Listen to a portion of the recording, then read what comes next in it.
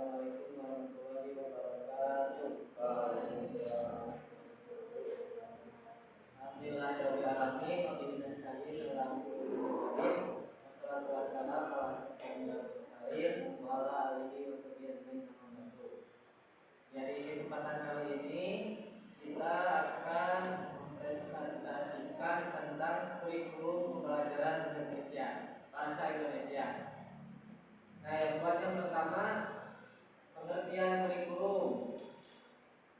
Kurikulum merupakan komponen utama dalam sistem pendidikan yang berfungsi sebagai pedoman dalam proses pembelajaran.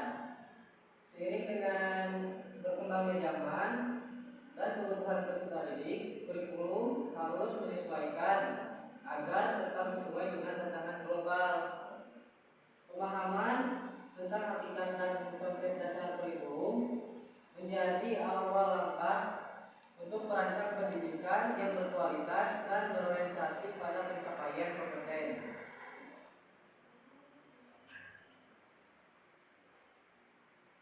Kurikulum merupakan salah satu komponen penting dalam pendidikan karena kurikulum berfungsi sebagai pedoman untuk proses dalam pendidikan.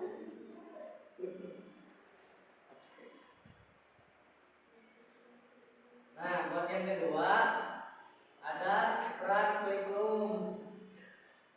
Nah, kurikulum memiliki peranan yang sangat penting dalam strategi dalam pendidikan. Nah, buat yang pertama sebagai cetak biru atau blueprint. Jadi maksud dari ini teh, maksud dari blueprint teh, pendidikan kurikulum menyediakan kerangka kerja yang jelas dan terstruktur untuk seluruh kegiatan pendidikan. Jadi dengan adanya ini teh, dia mengartikulasikan tujuan pendidikan yang ingin dicapai, konten atau materi yang relevan untuk dipelajari oleh peserta didik. Nah, yang kedua ada sebagai panduan bagi guru. Nah, kurikulum menjadi pedoman esensial bagi para guru dalam merencanakan, melaksanakan, dan mengevaluasi pembelajaran. Jadi, kurikulum membantu guru dalam memilih materi yang sesuai dengan tujuan, merancang kegiatan yang efektif, dan menentukan cara mengukur pemahaman peserta didik. Nah, yang ketiga ada sebagai alat untuk mencapai tujuan pendidikan. Jadi kurikulum dirancang dengan tujuan untuk menghasilkan lulusan yang kompeten dan memiliki karakter yang diharapkan setiap elemen dalam kurikulum, mulai dari metode penilaian, terus berkontribusi pada pencapaian tujuan. Jadi kurikulum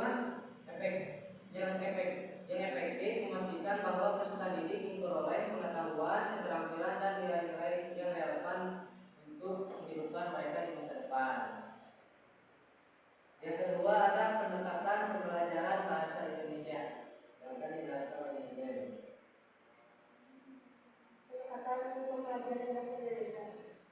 Pembelajaran bahasa Indonesia di tingkat SD atau MI memerlukan pendekatan yang sesuai dengan tahap perkembangan siswa yang masih berada pada usia belajar dasar. Nah, oleh karena itu, pendekatan-pendekatan yang digunakan harus mampu mengembangkan seluruh keterampilan berbahasa, menyimak, berbicara, membaca, dan menulis secara terpadu, bermakna, dan berpusat pada siswa. Nah, beberapa pendekatan yang paling relevan untuk diterapkan dalam kurikulum. Yang pertama ada pendekatan komunikatif. Pendekatan komunikatif menekankan kemampuan siswa untuk menggunakan bahasa sebagai alat berinteraksi dan menyampaikan pesan dalam kehidupan sehari-hari. Fokus pembelajaran tidak hanya pada berbahasa, tetapi pada kemampuan siswa untuk menyimak, berbicara, membaca, dan menulis secara efektif. Dengan pendekatan ini, kegiatan belajar diarahkan pada penggunaan bahasa dalam situasi nyata, seperti berdialog, menceritakan pengalaman, atau membaca informasi untuk tujuan tertentu. Nah, hal ini membantu siswa untuk membangun kebiasaan menggunakan bahasa secara fungsional dan komunikatif. Yang kedua ada pendekatan dual language.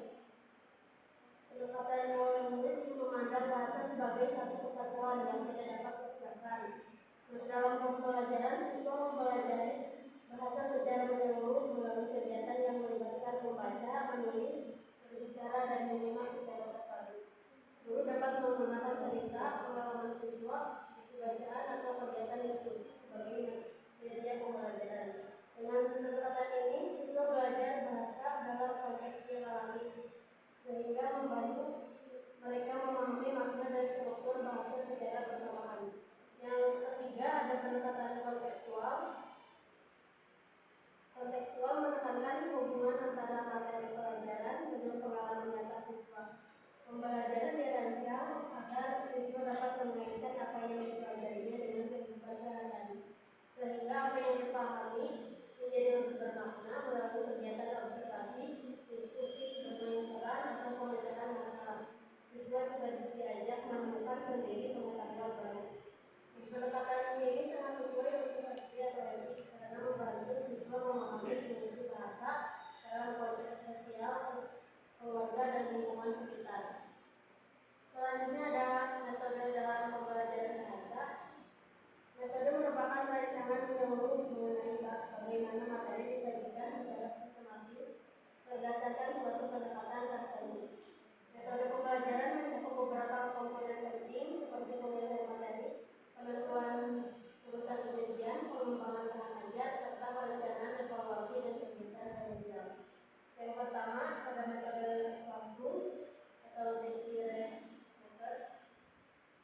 Metode langsung merupakan metode yang menggunakan bahasa sasaran secara penuh di dalam pembelajaran tanpa bantuan bahasa lain. Jika digunakan dalam pengajaran bahasa Indonesia untuk penutur bahasa daerah, maka guru sepenuhnya menggunakan bahasa Indonesia sebagai bahasa pengantar tanpa mencampurnya dengan bahasa ibu siswa. Nah, pendekatan ini bertujuan membiasakan siswa berpikir, mendengar, dan berbicara langsung dalam bahasa yang dipelajari. Keunggulan utamanya adalah siswa terhindar dari verbalistik, yakni sekedar menghafal konsep tanpa memahami maknanya. Dengan latihan berbahasa secara langsung, siswa dapat menggunakan bahasa dengan cara yang lebih natural, kontekstual, dan sesuai kebutuhan komunikasi sehari-hari. Yang kedua ada metode alamiah. Metode alamiah juga dikenal sebagai metode murni atau customary method. Berlandaskan prinsip bahwa seorang pembelajar bahasa luas sebaiknya belajar bahasa melalui pola yang sama seperti ketika ia mempelajari bahasa pertamanya. Cara belajar bahasa anak-anak biasanya melalui tahapan mendengar, berbicara, membaca, kemudian menulis. Nah, tahapan inilah yang akan dijadikan dasar dalam metode alamiah. Pada tahap awal, guru lebih banyak berbicara, bercerita, atau menggunakan bunyi bahasa untuk memperkenalkan kosakata dan struktur kalimat yang sederhana. Nah, setelah siswa cukup mampu menyimak dan mengenali bunyi bahasa, barulah mereka diajak untuk berbicara dan menggunakan ujaran. Tahap berikutnya adalah pengenalan keterampilan membaca, dan pada tahap akhir siswa diarahkan untuk menulis atau mengarang. Metode ini menekankan pengalaman belajar yang wajar, santai, dan tidak memaksa, sehingga siswa dapat memperoleh bahasa secara alami. Yang ketiga ada metode tata bahasa atau Goleman method. Metode tata bahasa memusatkan perhatian pada penguasaan kosakata dan aturan tata bahasa. Materi pelajaran disajikan dalam bentuk daftar kata yang harus dipelajari siswa. Kemudian guru memberikan penjelasan mengenai aturan bahasa yang terkait. Meskipun tanpa tradisional, metode ini memiliki kelebihan dalam kesederhanaan. Guru dapat dengan mudah menyusun materi secara sistematis berdasarkan struktur bahasa. Selain itu, metode ini bermanfaat bagi siswa untuk memahami kaidah bahasa secara formal, terutama dalam pembentukan kalimat yang benar. Dengan menekankan aspek struktur, siswa dapat memiliki dasar yang lebih kuat dalam memahami materi bacaan maupun menulis. Selanjutnya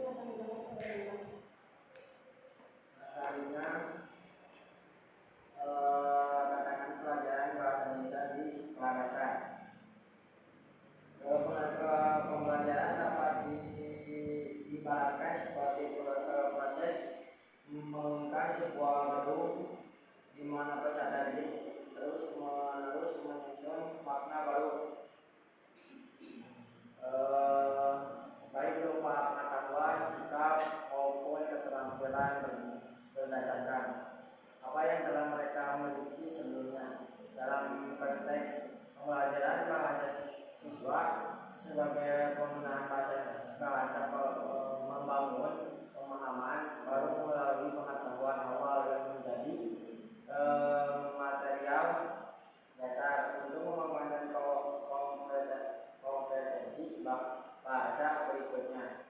Dengan demikian belajar merupakan proses penambahan informasi secara tahap yang kemudian kaitan dengan pengetahuan yang sudah dahulu dikuasai. Pembelajaran di bahasa di sekolah biasa berlangsung ketika siswa mengumpulkan pengalaman yang telah mereka miliki dengan pengalaman baru yang ditemui dalam aktivitas belajar.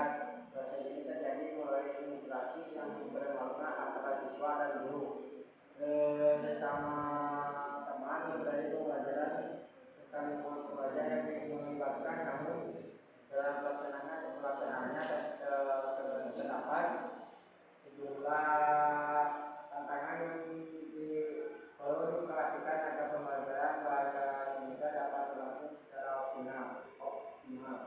Tantangan tersebut meliputi yang ke-1, siswa memenuhi pemahaman berdasarkan pengetahuan sebelumnya. Pembelajaran bahasa Indonesia tidak dapat dilaksanakan dari apa yang telah siswa kuasai sebelumnya. Artinya kemampuan awal mereka sangat menentukan bagaimana mereka memahami materi baru. Yang kedua, belajar langsung secara aktif melalui pengalaman belajar. Proses belajar tidak mencakup hanya dengan mendengarkan penjelasan guru. Siswa perlu terlibat secara langsung melalui aktivitas bermakna seperti praktik bahasa, diskusi, permainan bahasa maupun kegiatan literasi. Yang ketiga, keterlibatan sosial dan dukungan guru sangat dibutuhkan. Interaksi antara siswa serta dukungan dari guru dan teman sebaya berperan penting dalam membantu siswa mengembangkan kemampuan berdasar bahasanya.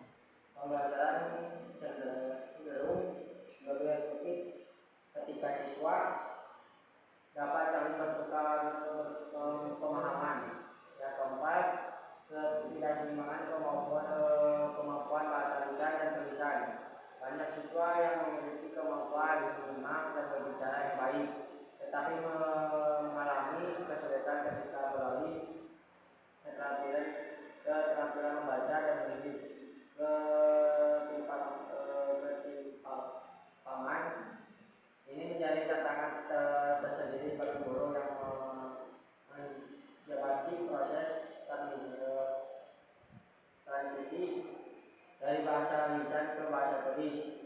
Yang kelima, ketergantungan kuat antara kemampuan berbahasa dan kemampuan akademik. Penguasaan bahasa sangat mempengaruhi keberhasilan belajar siswa dalam mata pelajaran baik. Siswa yang memiliki kemampuan bahasa yang baik cenderung lebih mudah memahami konsep akademik, sehingga kemampuan bahasa menjadi dasar penting sebagai pengembangan kognitif mereka. Selanjutnya ke balik barangkali ada yang mau menanyakan atau menambahkan, persilakan.